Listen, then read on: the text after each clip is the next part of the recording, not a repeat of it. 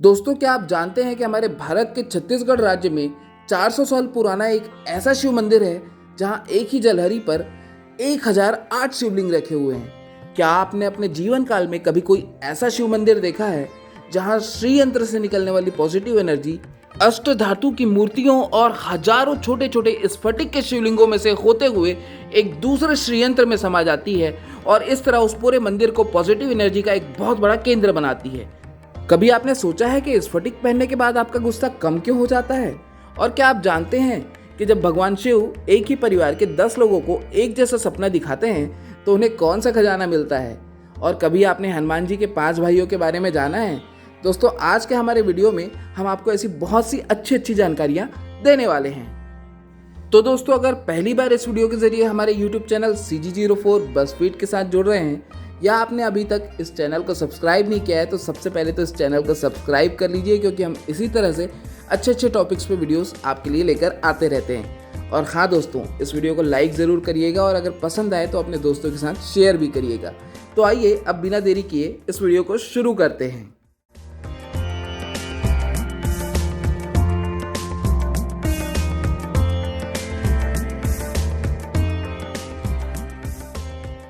छत्तीसगढ़ की राजधानी रायपुर से महज 20 किलोमीटर दूर एक ऐसा प्राचीन 12वीं शताब्दी का मंदिर जो बना हुआ है ईंटों से, जिसकी तुलना की जाती है सिरपुर के लक्ष्मण मंदिर से। आज हमारी CG04 बज़फीड की टीम आ पहुंची है नवागांव में। नवागांव रायपुर से 20 किलोमीटर की दूरी पर मंदिर हसौद क्षेत्र में आता है। यहीं पर तालाब के किनारे एक खंभों वाला मंदिर है। यह मंदिर सामने खंभों से बना हुआ है और इसका पिछला हिस्सा ईंटों से निर्मित है। जब हमारी टीम मंदिर के अंदर पहुंची तो हम ये देखकर दंग रह गए कि इस मंदिर में मूर्ति ही नहीं है। जी हाँ दोस्तों, इस मंदिर के गर्भगृह में कोई मूर्ति नहीं थी। मंदिर की पुरानी दीवारों और पत्थर से बने हुए खंभों पर बने हुए कलाकृतियों को देखकर यह साफ समझ में आ रहा था कि यह मंदिर काफ़ी प्राचीन है। ऊपर छत पर भोरमदेव मंदिर की ही तरह श्रीयंत्र का आकार बना हुआ था। इस बात ने इस मंदिर के इतिहास को जानने की हमारी जिज्ञासा को और बढ़ा दिया। दोस्तों, हमने अपने पिछले वीडियोस में आपको दिखाया है कि अक्सर इस तरह के आकार नागवंशी राजाओं के द्वारा बनाए हुए मंदिरों पे देखे जाते हैं। चारों ओर नज़र घुमाकर देखने से ये मंदिर काफ़ी ज़्यादा जर्जर अवस्था में नज़र आ रहा था। हालांकि पुरातत्व विभाग ने यहाँ एक गार्ड जरूर बैठा रखा है, लेकिन सूर्यास्त के बाद उसकी भी ड्यूटी खत्म हो जाती है और जब हमारी टीम यहाँ पहुंची तो सूर्यास्त हो चुका था, इसलिए उससे भी कोई जानकारी ले पाना मुश्किल था। मंदिर के खंभों पर बनी हुई नक्काशियाँ और पीछे बनी हुई प्राचीन ईंट की दीवार बार बार हमारा ध्यान अपनी ओर आकर्षित कर रही थी। सभी उम्मीदें खत्म होती नजर आ रही थी। ऐसा लग रहा था कि हमारी टीम को इस वैभवशाली मंदिर के खंडहर होने का इतिहास बताने वाला शायद यहाँ कोई नहीं मिलने वाला। तभी हमारी नज़र बगल में ही लगे पुरातत्व विभाग के एक बोर्ड पर गई।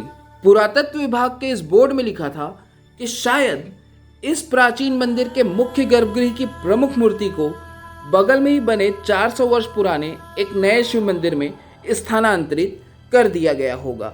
ये पढ़कर हमारी इस प्राचीन शिव मंदिर के इतिहास को जानने की उम्मीदें फिर से जाग गई और जैसे ही हमने आसपास देखा तो भगवान शिव का एक भव्य मंदिर नजर आया।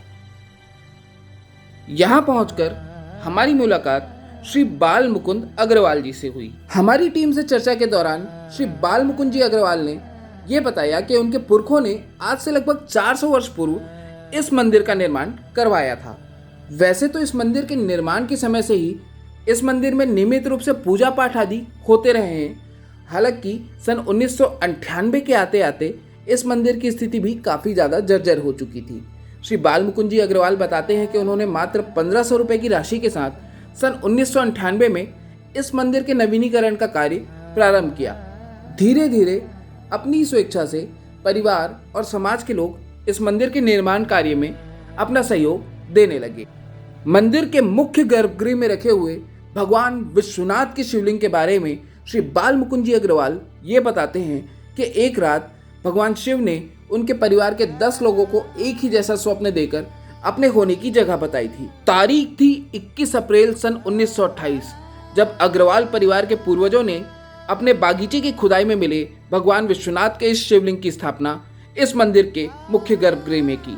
और तब से ही 400 वर्ष प्राचीन वह शिवलिंग जो इस मंदिर की स्थापना के समय से इस मंदिर के गर्भगृह में रखा हुआ था, उसे इस मंदिर के मुख्य गर्भगृह के ठीक बाहर स्थानांतरित कर दिया गया। भगवान विश्वनाथ के इस जीवंत शिवलिंग को देखने के बाद इस बात में कोई दो राय नहीं रह जाती कि अग्रवाल परिवार के पुरखों को उनके बागीचे में एक खजाना मिला था। भगवान विश्वनाथ का यह शिवलिंग इतना जीवंत है कि इसे देखकर ही मन में सात्विक ऊर्जा का एक अनूठा एहसास होता है। गर्भगृह के बाहर का यह प्राचीन हिस्सा ठीक उसी तरह से खंभों वाला नजर आता है जैसा हमने बगल के उस 12वीं शताब्दी के शिव मंदिर में देखा था। यहाँ हमें 400 वर्ष पुराना वह प्राचीन शिवलिंग नजर आता है जो सन 1928 के पहले इस मंदिर के गर्भगृह में रखा था। आश्चर्य की बात यह है कि यह प्राचीन शिवलिंग देखने में बिल्कुल वैसा ही नजर आता है जैसा रायपुर के सरोना स्थित ठाकुर परिवार के शिव मंदिर का शिवलिंग नजर आता है। तो क्या यही वो प्राचीन शिवलिंग है जो बगल के ईंट निर्मित 12वीं शताब्दी के शिव मंदिर में रखा हुआ था? दोस्तों, इस बात की जानकारी तो हमें नहीं मिल पाई, लेकिन हमें इस मंदिर में ऐसे बहुत से अद्भुत और रोचक जानकारियाँ मिली जो हम इस वीडियो में आपसे शेयर करने जा रहे हैं। तो दोस्तों, अगर अभी तक आपने इस वीडियो को लाइक नहीं किया है तो सबसे पहले तो इस वीडियो को लाइक कर दीजिए और कमेंट में हर हर महादेव लिख दीजिए। दोस्तों, अगर आप ध्यान से देख पाएंगे तो इस मंदिर में जगह जगह फर्श पर और छत पर श्री यंत्र की आकृति बनवाई गई है। यहाँ सामने जो आप देख पा रहे हैं ये माँ राज राजेश्वरी देवी का मंदिर है और इसके ठीक सामने माता का वाहन शेर मंदिर की ओर मुख करे बैठा हुआ है। माँ राज राजेश्वरी देवी की इस प्राचीन मूर्ति के ठीक सामने एक कांच के बक्से में कुछ चमकता हुआ सा दिखाई दिया। थोड़ा और नजदीक जाने पर यह समझ में आया कि यह कोई चीज नहीं बल्कि भगवान शिव का एक स्फटिक का शिवलिंग है जिसके ऊपर श्री यंत्र बना हुआ है। दोस्तों, यहाँ से आगे की कहानी बहुत खास होने वाली है, तो बहुत ध्यान से सुनिएगा और बिना स्किप किए हुए इस वीडियो के साथ जुड़े रहिएगा। इस मंदिर प्रांगण में प्राचीन काल में 3 तपस्वी बाबाओं ने एक साथ एक ही दिन में समाधि ली थी। अब जो हम आपको दिखाने जा रहे हैं ये उन्हीं तीनों में से एक बाबा की समाधि स्थली है। भगवान शिव को महाकाल के रूप में जाना जाता है, इस सृष्टि के संहारक के रूप में जाना जाता है। ऐसा माना जाता है कि अगर भगवान शिव चाहें तो अपनी ऊर्जा से पूरी सृष्टि का विनाश कर सकते हैं। दोस्तों, इसीलिए इस धरती पर शिवलिंग को ऊर्जा का सबसे बड़ा स्रोत माना जाता है। हमारे हिंदू पुराणों के अनुसार तंत्र साधना और सात्विक ऊर्जा के लिए श्री यंत्र को भी ऊर्जा का एक बहुत अच्छा स्रोत माना जाता है। अष्ट धातु को किसी भी प्रकार के ऊर्जा प्रवाह का सबसे अच्छा माध्यम माना जाता है। वहीं इस स्फटिक को उन्हें पहनाया जाता है जिन्हें बहुत क्रोध आता है, क्योंकि स्फटिक उनके क्रोध को कम करता है, उनके स्वभाव को शीतल बनाता है।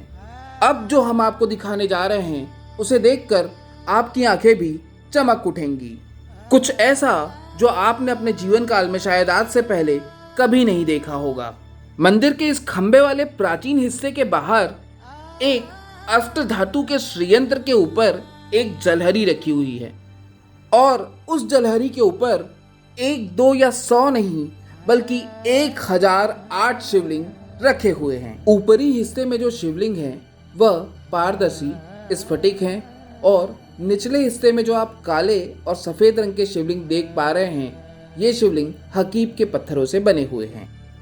दोस्तों, इसी मंदिर प्रांगण में हमने आपको कुछ देर पहले एक कांच के बक्से में स्फटिक का एक शिवलिंग दिखाया था जिसके ऊपर श्री यंत्र बना हुआ था और हमने आपको ये भी बताया था कि शिवलिंग इस धरती पर ऊर्जा का सबसे बड़ा स्रोत है और श्री यंत्र भी ऊर्जा का एक बहुत प्रबल स्रोत माना जाता है।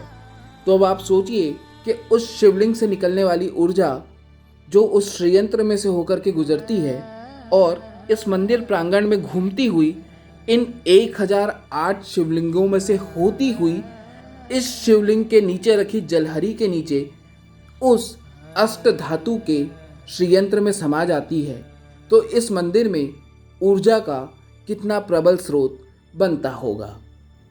शिवलिंग से निकलने वाली प्रबल ऊर्जा जब श्रीयंत्र की ऊर्जा से टकराती है तो यह ऊर्जा बहुत ही प्रचंड रूप में हो जाती है और यहीं पर स्फटिक इस ऊर्जा को संयमित रखता है। दोस्तों, इस मंदिर के इस एनर्जी सर्कल को मेंटेन रखने के लिए इस मंदिर की छत पर एक 7.5 फुट का पिरामिड भी बनवाया गया है, जिसके ऊपर 10 इंच की तांबे की कोटिंग है, जिसके शीर्ष पर सोना लगा हुआ है। अब दोस्तों, यहाँ एक और राज की बात बताते हैं। इस मंदिर के मुख्य प्रवेश द्वार पर भी एक श्रीयंत्र बना हुआ है और अगर एक लेज़र की लाइट से उस श्रीयंत्र से इस मंदिर के शिखर पे लगे हुए उस सोने को नापा जाए तो ये दोनों समानांतर आते हैं। जी हाँ दोस्तों, मंदिर के अंदर ही नहीं, मंदिर के बाहर भी पॉजिटिव एनर्जी का एक बहुत प्रबल स्रोत बनता है। अब कुछ कुछ बातें समझ में आने लगी थी, लेकिन अभी तक ये समझ में नहीं आया था कि श्री अग्रवाल जी इस मंदिर को काशी विश्वनाथ क्यों कहते हैं। पर लग रहा था कि जैसे मंदिर के बाकी हिस्से खुद ही इस बात का जवाब हमें दे रहे हैं। सामने बाबा भैरवनाथ की एक ऐसी मूर्ति थी जो बहुत ही खूबसूरत तो नज़र आ ही रही थी, लेकिन उसे देखकर मन में एक छोटा सा डर भी लग रहा था। सर्परूपी सिंहासन पर बैठे बाबा भैरवनाथ को हम देख ही रहे थे, तभी मन का डर सच हो गया। पंडित जी ने हमें आगाह कर दिया कि बाबा भैरवनाथ हैं, जरा संभल के रहिएगा। इस बात में कोई दो राय नहीं थी कि इनकी साधना शायद तंत्र मंत्र के लिए की जाती होगी।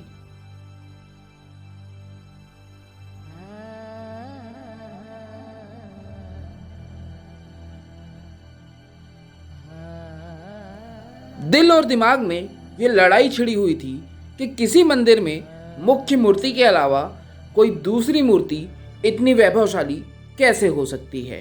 बगल में ही एक जलमग्न शिवलिंग एक बूढ़े वृक्ष की छांव में विराजमान था। इसे देखकर काशी नगरी के उस शिवालय की याद आती है जो साल के 365 दिन जलमग्न रहता है और जिसके 4 खंभों की तुलना हमारे पुराणों में बताए हुए 4 युगों से की जाती है। यहाँ सामने जो आप 10 छोटे छोटे मंदिर देख रहे हैं, ये माता के 10 मंदिर हैं। महादेव से उत्पन्न हुई 10 विधाएं। आपने अधिकांश मंदिरों में भगवान नरसिंहनाथ की हिरण्यकश्यपु के वध करते हुए रौद्र स्वरूप वाली मूर्ति को ही देखा होगा।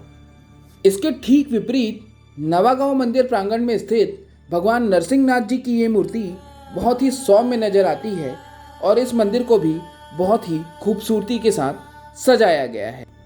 मंदिर चाहे महादेव का हो, भगवान नरसिंहनाथ का हो या इन महादेवियों का हो, हर गर्भगृह के अंदर श्रीयंत्र की उपस्थिति ये दिखाती है कि इस मंदिर का निर्माण ज्योतिष शास्त्र और गणित शास्त्र को ध्यान में रख के करवाया गया है और निर्माणकर्ता ये चाहते हैं कि इस मंदिर की सकारात्मक ऊर्जा इस मंदिर के कोने कोने तक पहुँचे। अब इस बात में कोई संशय नहीं था कि श्री अग्रवाल जी इस मंदिर प्रांगण को काशी विश्वनाथ क्यों कहते हैं। महादेवियों के मंदिर के दर्शन करते करते हमारी नज़र एक ऐसे मंदिर पे पड़ी जहाँ हनुमान जी की 6 मूर्तियाँ नज़र आ रही थी। ध्यान से देखने पर समझ में आया कि एक मूर्ति हनुमान जी की है और बाकी 5 उनके 5 भाइयों की। दोस्तों, हमारे भारतवर्ष में शायद ही ऐसे कुछ मंदिर होंगे जहां हनुमान जी के 5 भाइयों समेत उनकी मूर्ति विराजमान है। भगवान विश्वनाथ के इस छोटे से मंदिर प्रांगण में आकर जहां एक ओर आपको काशी नगरी की तरह हर कदम पर अलग अलग हिंदू देवी देवताओं के बहुत से मंदिर मिल जाएंगे, तो वहीं दूसरी ओर यहाँ विराजमान हजारों शिवलिंग और असंख्य श्रीयंत्र से उत्पन्न होने वाली सकारात्मक ऊर्जा आपके मन को एक उचित ठहराव प्रदान करेगी और आपको निश्चित ही अपने जीवन में सही मार्ग चुनने में मदद करेगी। 11 स्फटिक के और एक काले पत्थर के बने हुए इन 12 ज्योतिर्लिंगों के दर्शन करते हुए हमें ऐसा लग रहा था मानो हम प्रयागराज या काशी नगरी में किसी कुंभ के मेले में घूम रहे हैं, जहां हर बढ़ते कदम के साथ कोई ना कोई चमत्कारिक मंदिर नजर आ जाता है। तो दोस्तों, अगर आपको हमारा आज का ये वीडियो पसंद आया हो तो प्लीज़ इस वीडियो को लाइक कर दीजिए और चैनल को सब्सक्राइब कर दीजिए। अगर आपको इस वीडियो में कोई बात अच्छी लगी हो या आपके कोई सुझाव हो तो हमें कमेंट करके कमेंट सेक्शन पे ज़रूर बताएं।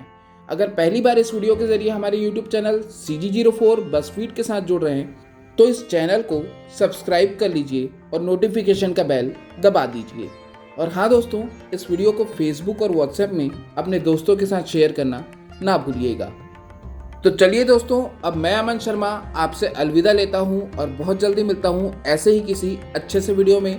तब तक आप अपना और अपनों का खूब ख्याल रखिए, ट्रैफिक रूल्स और कोविड-19 के गाइडलाइंस को फॉलो करते रहिए। जय हिंद, जय छत्तीसगढ़, जय भारत।